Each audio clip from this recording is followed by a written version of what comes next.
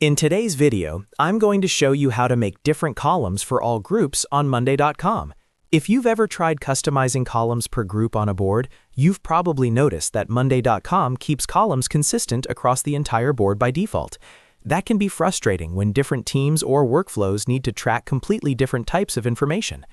The good news is there's a simple workaround using subitems that lets you effectively create unique columns for each group or item. I'll walk you through it step by step, so you can set this up quickly and keep your board organized. And if this tutorial helps you out, make sure to hit that like button and subscribe to the channel for more Monday.com tips and productivity tutorials. Let's get started. First, open Monday.com and go to the board where you want different columns for different groups. Remember, on a standard board, columns are shared across all groups, so if you add a new column, it appears everywhere.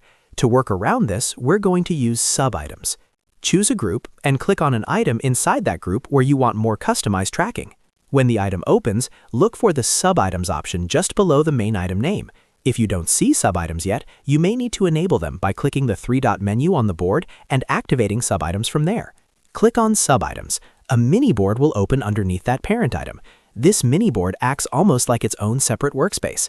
Here's the key part. Inside subitems, you can add different columns that are specific to those subitems without affecting the main board's columns. Now click the plus icon on the subitems header to add a new column. You can choose from status columns, date columns, people columns, numbers, drop-downs, formulas, or any other column type you need. These columns will only apply to the subitems under the specific structure, not the entire main board. For example, if one group is for marketing and needs columns like campaign budget, ad platform, and conversion rate, you can create those as subitem columns. Then in another group such as development, you can structure their items with subitems that include columns like sprint points, bug severity, or release version. Each parent item can contain subitems with columns tailored to that workflow. Repeat this process for items inside each group where you need unique tracking fields. Essentially, each main item becomes a container, and the subitems acts as a customizable mini board with its own column setup. This gives you flexibility while still keeping everything inside one main board. One important thing to understand is that subitems share the same structure across the board once configured. So if you need completely different subitem structures for very different workflows, consider separating them into different boards. But for most use cases, subitems provide more than enough flexibility to simulate different columns per group. To keep things organized, you can rename your parent items clearly. Use color-coded status columns and collapse subitems when you don't need to see the extra detail.